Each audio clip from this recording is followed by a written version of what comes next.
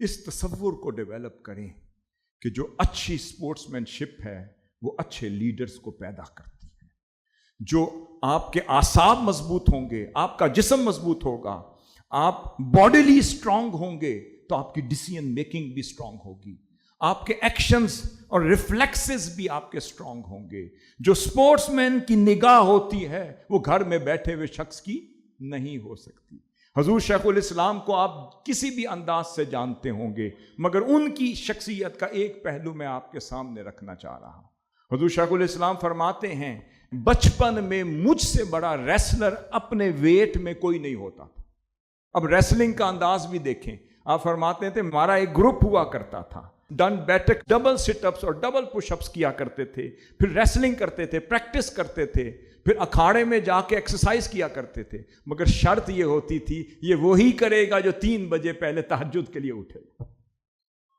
پہلے ان کی روحانیت کو مضبوط کرتے تھے. ایک ظاہر کا پہلوان ہے، ایک باطن کا پہلوان ہے. ظاہر کا پہلوان یہ ہے کہ جس کے مسلز مضبوط ہو جائیں، اور باطن کا یہ ہے جس کا دل مضبوط ہو جائے، جس کے دل میں اتنی طاقت آ جائے کہ جب اللہ کہے تو اس کی صدا وہ عرش تک پہنچ رہی ہو.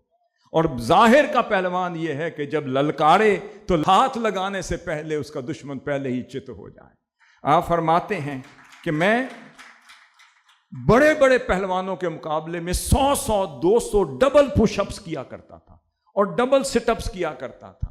اور کوئی شخص بھی میرے سامنے آتا تھا میں اسی وقت اس کو پہلے ہی وار میں ناک آؤٹ کر دیا کرتا تھا.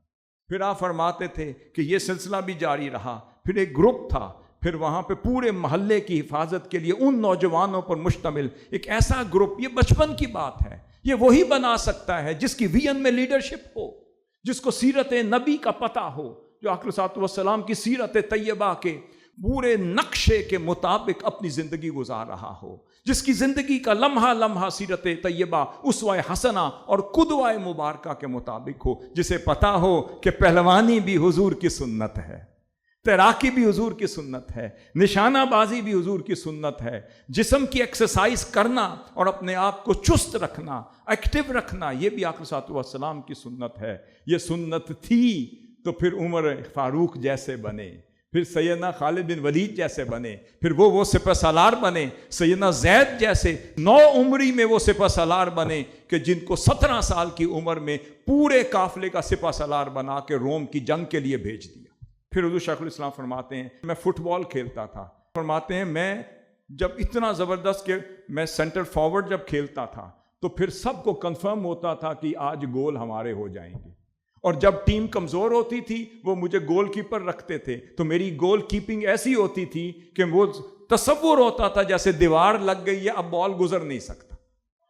تو پتہ یہ ہے کہ یونیورسٹی لائف تک آپ نے سپورٹس بھی کھیلی ہیں، گیمز بھی کھیلی ہیں، ایکسرسائز بھی کی ہے. اسی لیے لیڈر وہی ہوتا ہے جو بسطتاً فی العلم بھی ہو جو شیخ الاسلام ہیں، اور بسطتاً فی الجسم بھی ہو جو شیخ الاسلام ہیں.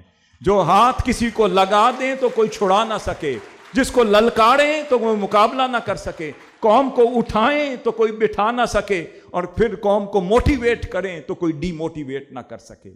تو آج اس لیڈرشپ کو امت میں منتقل کرنے کی ضرورت